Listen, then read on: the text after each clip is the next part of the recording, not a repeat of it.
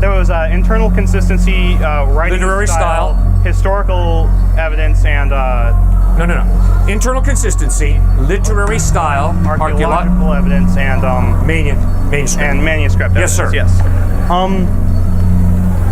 Yes. Isn't literary style more a function of how it is written, how it is chosen to be written, than any truth or falsehood of the tale?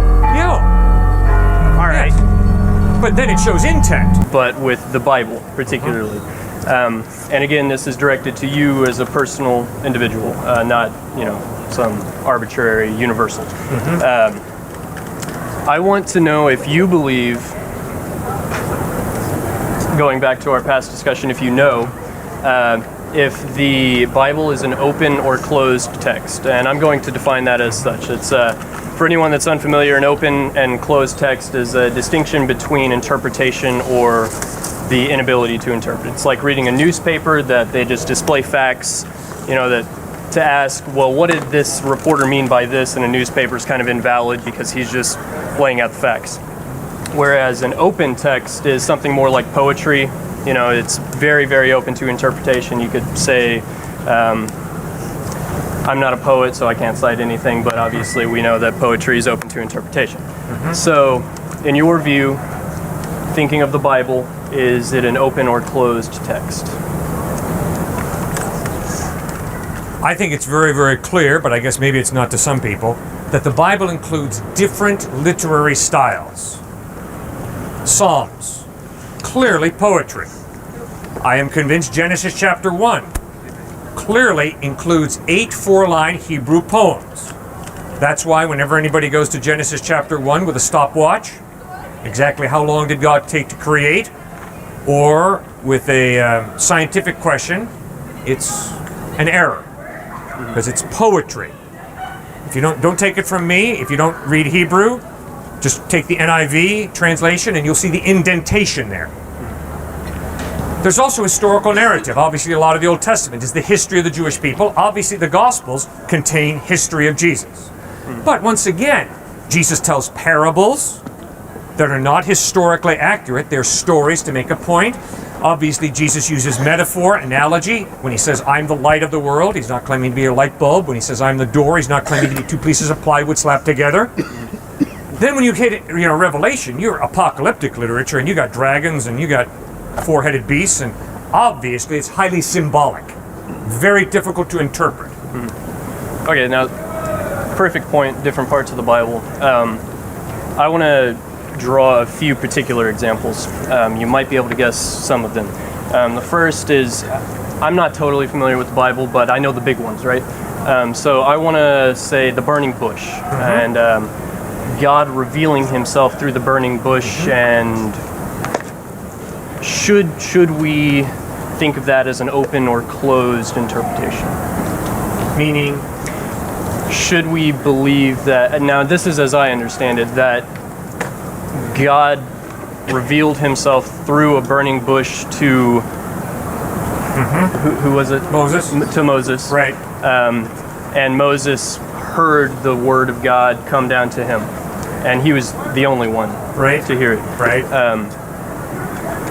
Should we interpret that as literally there was a voice booming down from the heavens that only Moses could interpret, and God was obviously this burning bush, or should we say that this is symbolic of something? Okay, good. Very good. I think that it's hard in a lot of situations in the Bible to answer that question. Now, as I read Exodus chapters 1, 2, and 3, I think what's being taught is that yes, God, in some type of supernatural way, communicated, but we don't know how in terms of a booming voice or a quiet voice inside of him, but God communicated to Moses, and Moses did see a burning bush. But if a person says to me, Cliff, I think that's really symbolic, I can't say I got a huge problem with that, to tell you the truth. But as I read it, as I read the text, I think it's historical narrative. I think it's communicating clearly that yes, there was a burning bush that Moses was confronted by. But no, I don't think the text makes it clear that it was a booming voice. It could have been a very quiet voice. But somehow God communicated to him. I don't know exactly how. Okay. The other example is the resurrection of Christ. Yes. And this is the big one, right? You got it. We talked yesterday about life being defined as animate as opposed to inanimate. Yep. Having a beginning and an end. It is not eternal. Yep. And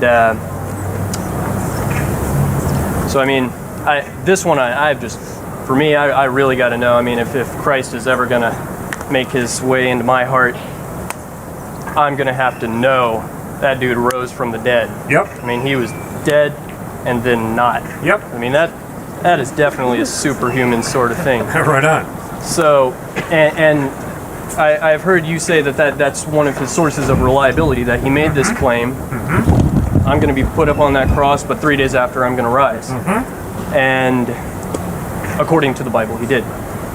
According to the Bible, and this goes back to the open or close. So is that an interpretation, or should we believe that Christ literally was crucified, stabbed, and we've probably all seen the Passion of the Christ. Yeah. We know what happened. Yeah.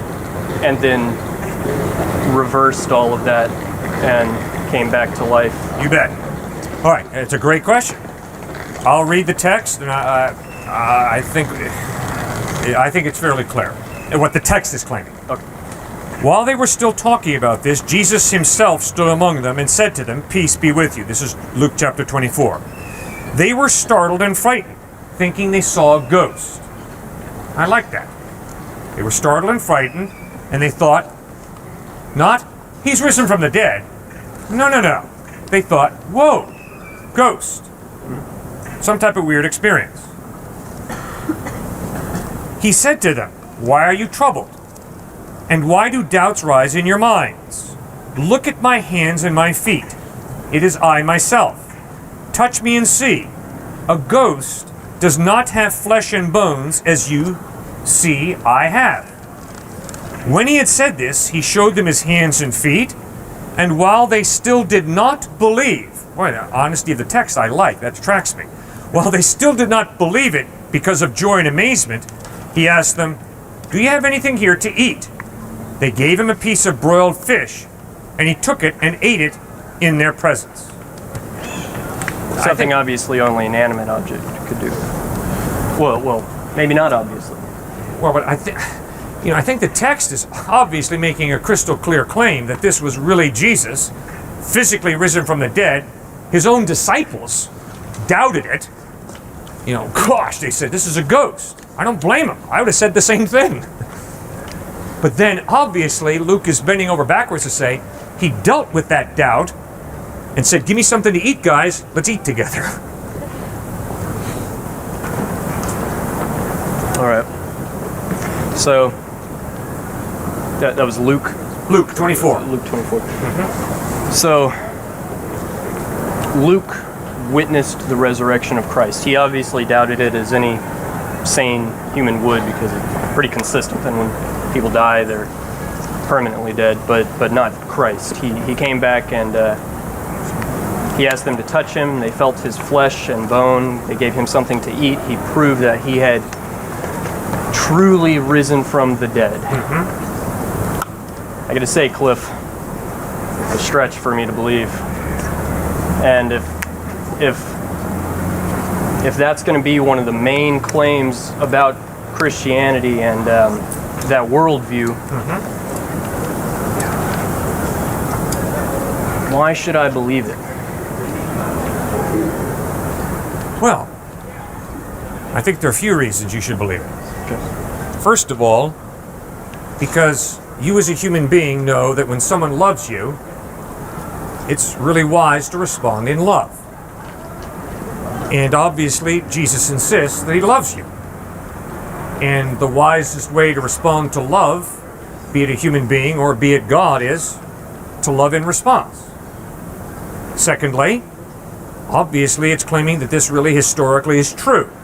And I think it's really clear. I think you've made it clear that you appreciate thinking and that you don't want to believe a lie. You want to follow what's true. A third reason that I think it'd be wise to trust Christ, to trust God is, because obviously you've got 2 feet that you can put in your stockings every morning, and I don't think that those 2 feet are just accidents. They're gifts, and it's appropriate to say thank you to whoever gives you gifts. And I think that's a natural response for you and for me, to say thank you when someone gives us gifts. And then fourthly, I think a good reason for you to pursue Christ, check it out even further, is because I think you affirm life. I think you enjoy life and appreciate life. And therefore, if there is life after death, if there is heaven, I think you would be keenly excited and interested in that. Well, I got to say, I really do love the prospect of heaven. But as you pointed out, I do engage with this reality as much as I see fit. And not so much talking about God, but I'm going to refrain from using the term God, because that is a very, very broad term. In this sense, I'm talking about a God through Christ. And the main source of our knowledge about that is the Bible.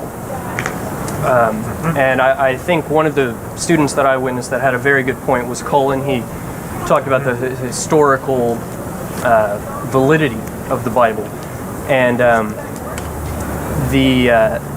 the use of the Bible in interpreting our reality from day to day. And yesterday we spoke about the truth, belief, and knowledge. And in those 3 things, you mentioned the necessity of experiencing reality. And before I spoke to you, you made an example about if everyone can see under my right hand that there is a pink elephant, big pink fluffy elephant under my right hand, obviously I'm a nut. We can see in this reality that there is not that. Right. We as humans tend to value tangibility. I know this coat is here because I felt it. And it can, change the way I feel in some way. So, citing the Bible as proof of Christ and God. Definitely, I can touch the book itself. That's true. But I've got plenty of books in my backpack that, they make a lot of claims, but I'm just as doubtful of them. So why should I trust the word of the Bible more than any other source of information? Like, if I came to the conclusion through my experience of this tangible, corporeal reality that God does not exist, which I do admit might be a bit of a stretch, but not talking about God, only talking about the Bible,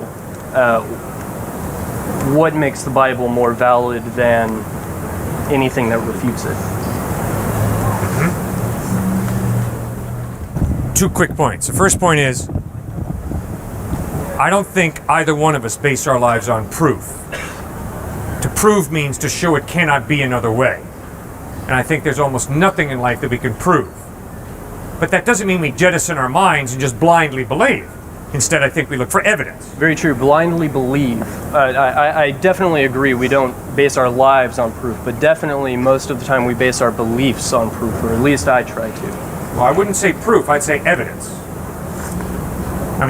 Prove to me that your taste buds are telling you the truth when they inform you the milk is sour.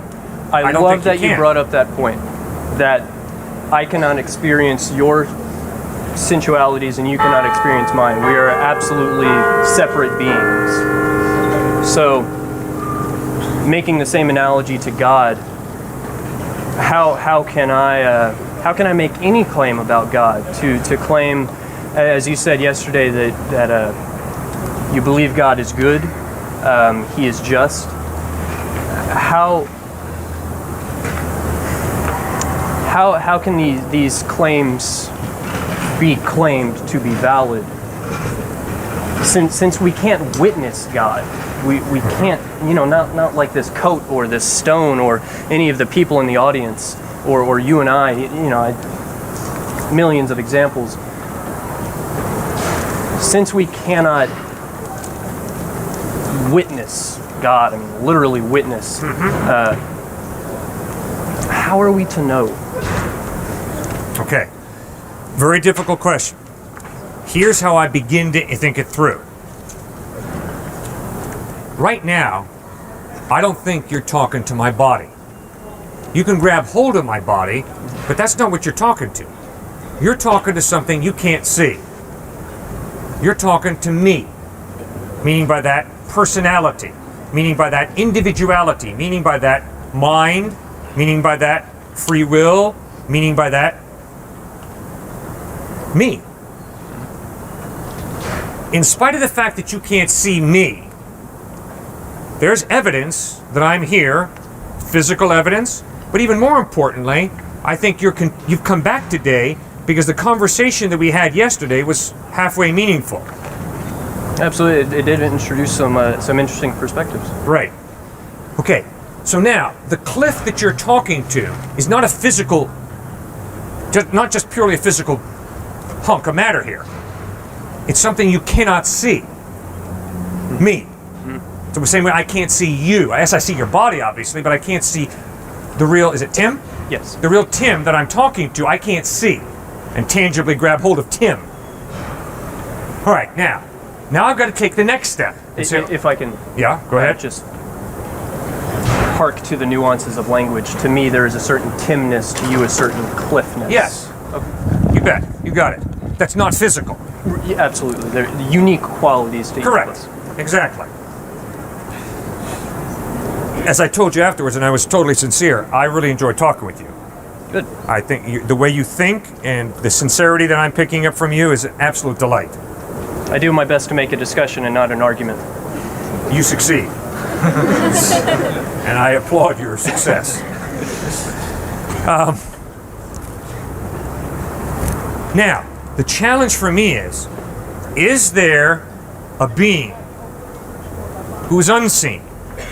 I can see Tim, but is there a being, God, who I cannot see, but who has left evidence that he exists?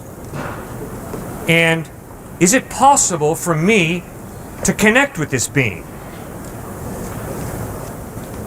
Now, Jesus Christ, as an historical person, says yes.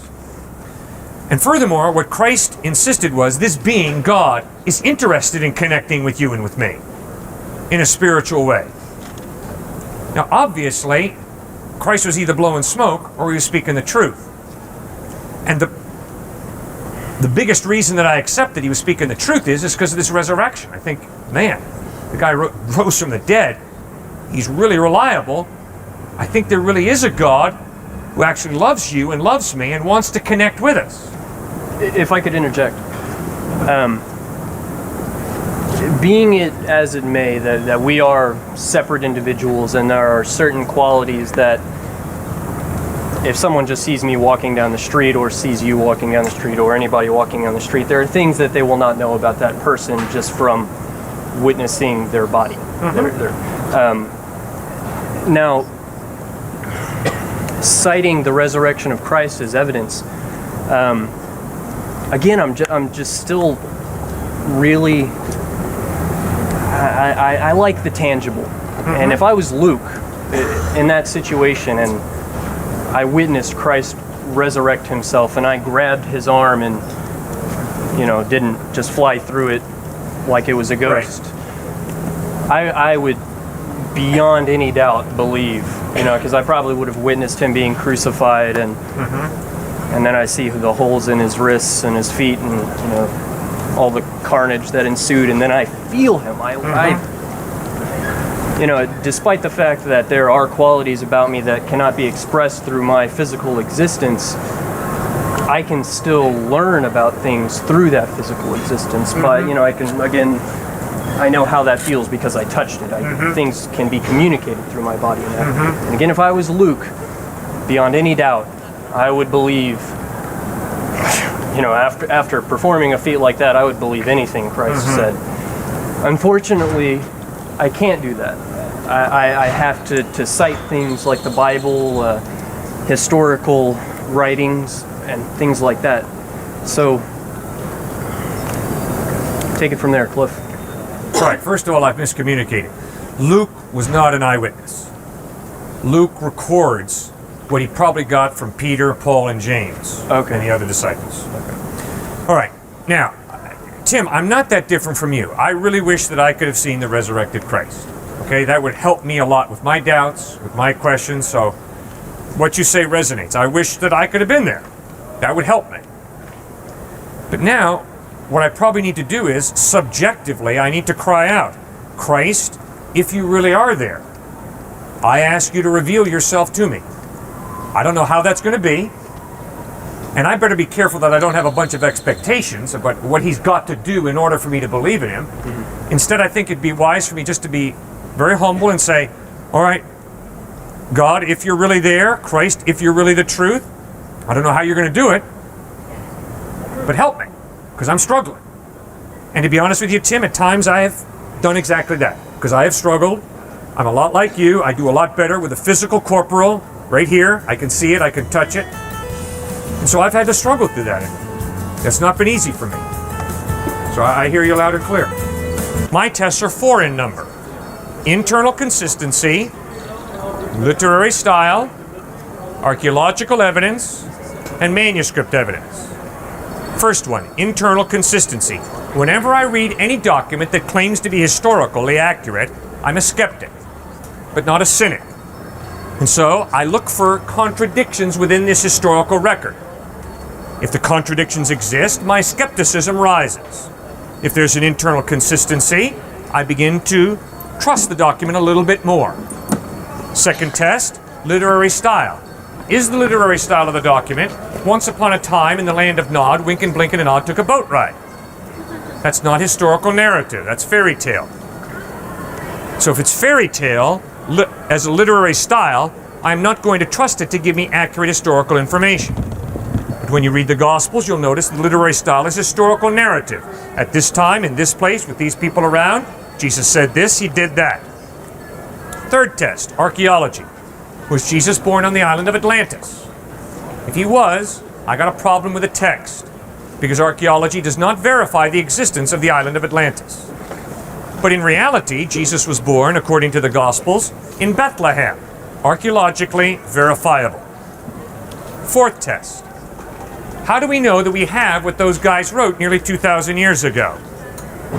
Have you ever played the game telephone? You sit in a circle, you whisper a secret in the ear of the person next to him, they whisper it in the ear of the person next to them, and by the time the secret reaches the end of the circle, it's totally perverted. Yes, I have played that game. No, that is not how we have the Gospels handed down to us. The Gospels of Matthew, Mark, Luke, and John that we have today are right from the original Greek, which is the language they were written in. We have over 5,200 Greek manuscripts or pieces of manuscript, all agreeing to a very precise detail. So the manuscript evidence for the veracity of the Gospels historically is overwhelming. So I just read the Gospels as history, and that's what I ask all you to do.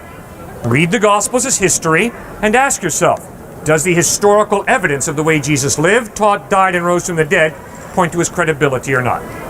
On the subject of internal consistency, the Bible isn't actually all that great at that. I could give you some examples if you like. Yeah, let's stick with the Gospels, okay? All right.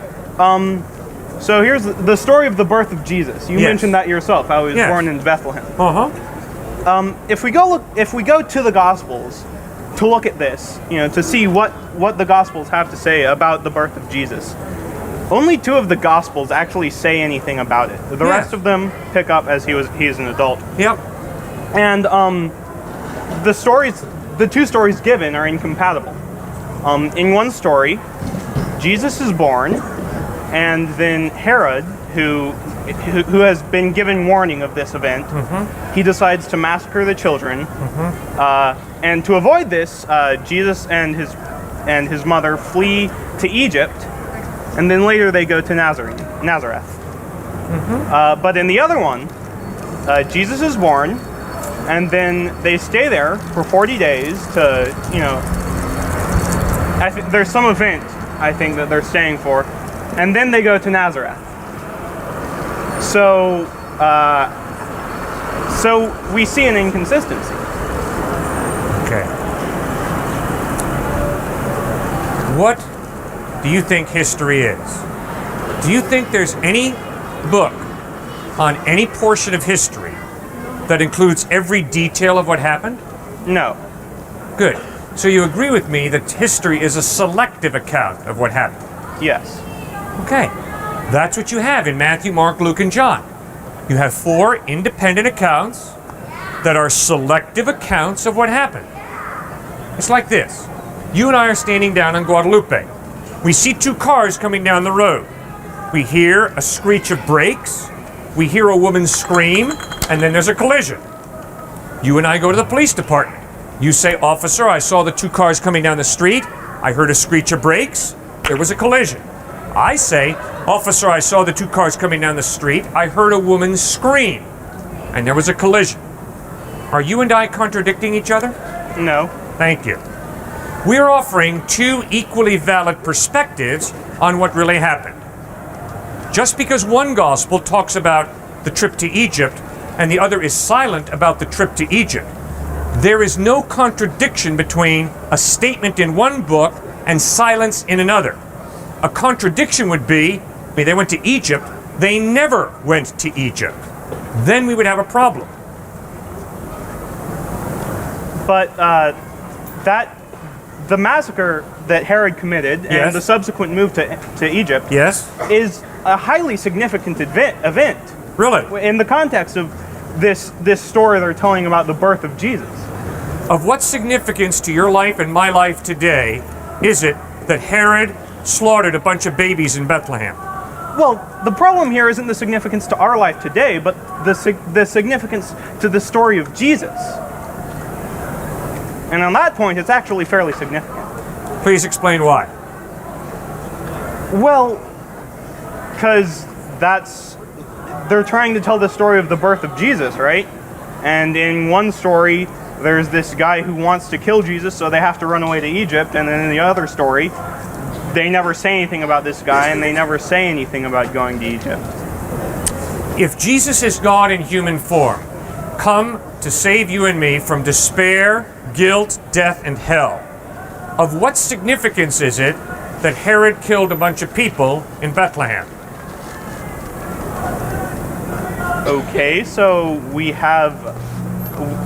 so apparently me and you have different views on the subject of the importance of this particular subject. Well, I have not heard from you an explanation of why it is so significant that Herod killed a bunch of babies in Bethlehem. Because he was trying to kill Jesus. Yeah, and he didn't succeed. He didn't succeed. Sir, do you know how many Jews were killed by Romans at that time? The Romans were barbaric people. The Romans slaughtered many Jews all the time. In fact, the Romans nailed Jews to crosses on a real regular basis. Just because the Gospels don't record all of that doesn't mean they're unreliable, because they didn't record that. See, history, sir, is a selective account of what happened. If someone writes a U.S. history book and doesn't include the assassination of Abraham Lincoln, is that automatically an unreliable U.S. history book? Not necessarily. Good. If it claims to be a comprehensive U.S. history book, then certainly it's unreliable. Okay. All right. But that's not the only subject on which there is an inconsistency. Would you agree to me that Jesus' most important sermon is a significant event in his life, which any writer of the story of Jesus as the Son of God would want to include in their tale? I can promise you, sir, we do not have a precise record of the most important sermon that Jesus taught. Have you ever heard of the Sermon of the Mount? Sermon on... All right. Yes. That only appears in one of the Gospels. That's only in one of the Gospels. There's another sermon which is very similar in time and content in another of the Gospels, but that is delivered on the plains. Yeah. And then neither of the other 2 Gospels mention anything about it, and John the Baptist seemed to be unaware of it. Mm-hmm. Do you have any idea how many years I have spoken in Austin? No. Good. Because it's been a lot. And I can promise you, over the past 20 years of speaking on this fine campus, I have repeated myself. I have said different things. And if someone were to write a record of what I've said out on this West Mall, it would be very different from what someone else would record. Because I've said a lot. I've repeated myself. I've done some really unique things that I regret, that I'm not going to repeat. So, you're grappling with, what does it mean to give a record? And the Sermon on the Mount in Matthew chapter 5, 6, and 7 is not a claim that Jesus gave this thing all from beginning to end, and this was it. That Sermon on the Mount has a lot of different sayings that Jesus undoubtedly said not just once, not just on a mount, not just on a plain, sir, but a lot of other times. That's why the oral tradition was so strong, because Jesus repeated himself and repeated himself. He spoke in parables. I hope you don't think he gave the parable of the Good Samaritan just once. No. Good. So if one gospel writer were to record that Jesus gave the parable of the Good Samaritan on a mountaintop, and another would say he gave the parable of the Good Samaritan in a boat on the Sea of Galilee. Sir, that's not a contradiction. The same way that if someone records that Cliffe said this in one place, and he said the same thing in another place, that's not a contradiction, sir. It's not a problem. Right? All right. Okay, but let me make one quick more comment. You see, sir, I am very, very frustrated with the dishonesty of some, not all, some religion professors who critique the New Testament by doing exactly what you've just been doing. What I mean is, it is intellectually dishonest to have such a precise requirement that everything line up perfectly. And if everything doesn't line up perfectly, it's obviously erroneous. See, that's intellectually dishonest. Why? Because if you go to any other document and you apply the same stringent test to that other document that these religion professors are applying to the New Testament, you'd blow that book right out of the water. See, so the lack of ability to be consistent in those stringent textual criticism, that really disturbs me. I don't think it's intellectually honest. All right. Does that make any sense? Yes. All right. So I'll waive the internal consistency bit for now. Okay. Well, I appreciate you and I respect you. You need to hear me, okay? Okay. Sometimes talking to people, I feel like, man, they're not listening to me and we're not getting anywhere. I really appreciate that. All and right. Respect you. So what were there was internal consistency, writing Literary style, historical evidence, and No. Internal consistency, literary style, archaeological evidence, and manuscript. and manuscript Yes, evidence. sir. Yes. Isn't literary style more a function of how it is how it is chosen to be written, than any truth or falsehood of the tale? Yeah. All right. Yes. But then it shows intent, right? If I say to you, once upon a time, and then I say to you, yesterday I was out here speaking on this West Mall. Yes. Those are two different claims. I better be honest in the intent that I'm communicating to you. You know, once upon a time, I'm not implying that this really happened. But if I say to you, yesterday, Tuesday, November 17th, I was standing out here and this is what I said, you better take that differently than when I say, well, you know, once upon a time, Hansel and Gretel went up a hill to fetch a pail of water. Yes. So, but it doesn't change any of the content. It's just a matter of intent, right? Well, yeah, but I mean, if my intent is to communicate to you truth about where I was yesterday, then I use a style that says, at this time in this place is where I was.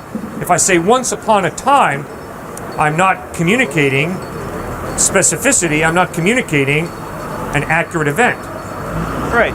But the Bible has been translated many times, right? Mm-hmm. So, and a lot of this translation was done by people who had an intent about the story, right? Mm-hmm. That, like, have you ever, the Council of Nicaea, I think, that there was a few people who specifically chose books, like books that had been written about Jesus, and took these together and said, this is the New Testament of the Bible. All right? So if you have a number of documents, and you want to choose, and they certainly had an agenda. They certainly believed that Jesus was God. So the ones that they choose would be the ones whose intent matched their own intent, wouldn't it? Okay, great point. Dan Brown in the Da Vinci Code got a few things mixed up.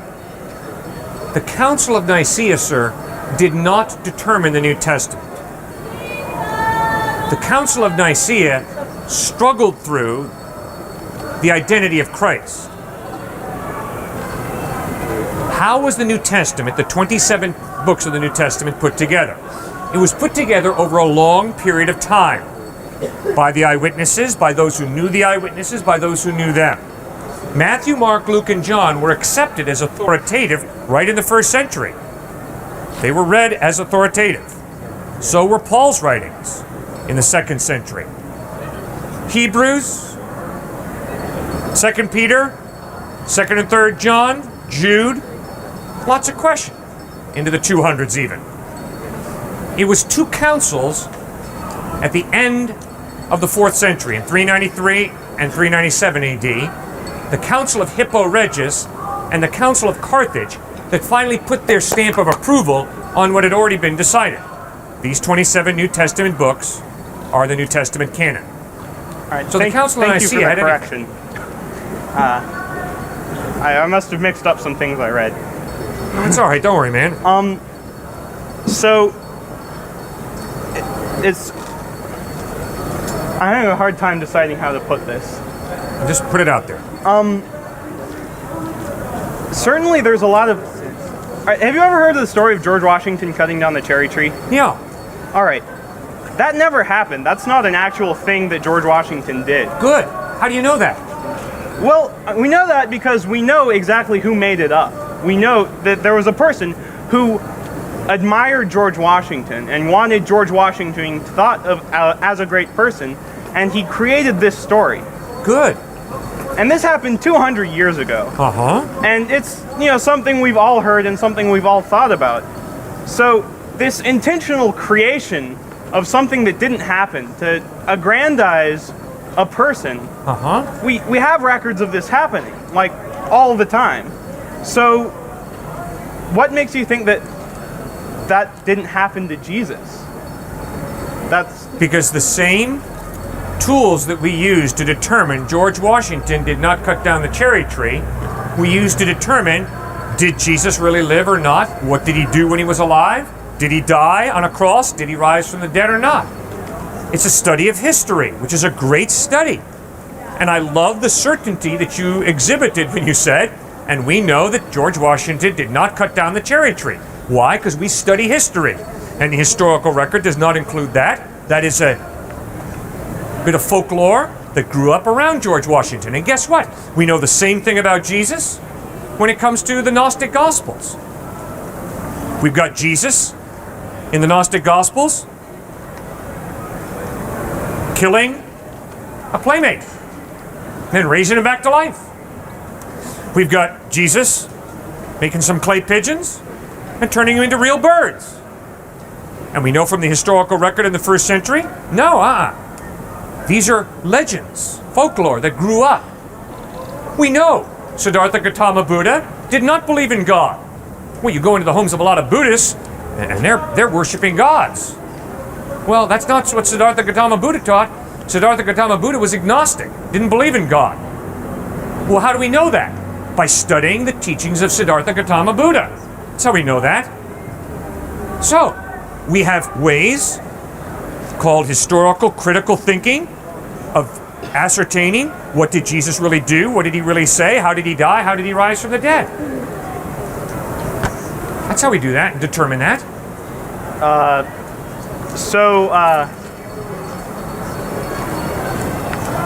Okay, so you're talking about Siddhartha Gautama Buddha, right? Yeah. All right. So by the same standards that we know Jesus died and rose from the dead. We know Siddhartha Gautama Buddha achieved nirvana. No. We don't know he achieved nirvana. But we know that he lived and that's what he taught. All right, so we know that there is, that it is said that Jesus died and rose from the dead. Well, eyewitnesses saw the man die on a cross. Eyewitnesses saw his body taken off the cross and put in a very, very public tomb, the tomb of Joseph of Arimathea, who was a very well-known politician of the day. He was a leader, a ruler in Jerusalem. So this was not a secret little tomb somewhere. This was very well known, tomb of Joseph of Arimathea. A stone was rolled in front, a Roman guard was set. So we know that this happened. Is this mentioned anywhere outside of the Bible? Yes, Josephus, the Jewish historian, talks about Jesus dying on a cross and supposedly rising from the dead, that was what was taught. Does he say that was what supposedly happened? No, he's pretty direct. He says, the guy rose from the dead. And the question is, well, then why wasn't Josephus a follower of Christ? So it's a hard question when it comes to what was going on there with Josephus. But I mean, he writes about it, about Jesus as an historical person. The letters of Paul were written between 48, 9, and 60 AD. So you've got Paul writing 1 Corinthians 15, where he writes that Jesus, he writes, "What I received, I passed on to you as of first importance, that Christ died for our sins according to the Scriptures, that he was buried, that he was raised to life on the third day according to the Scriptures, that he appeared to Peter, James, the other apostles, and then he appeared to over 500 people who saw him risen from the dead." So Paul is writing this in about 50, 51, 52 AD, 20 years after the fact. The gap between 1 Corinthians 15 and the events of Jesus' death and resurrection is about 20 years at the most. There's no time there for legend to grow up. It's reportage. These are the facts, the historical facts. This is what happened.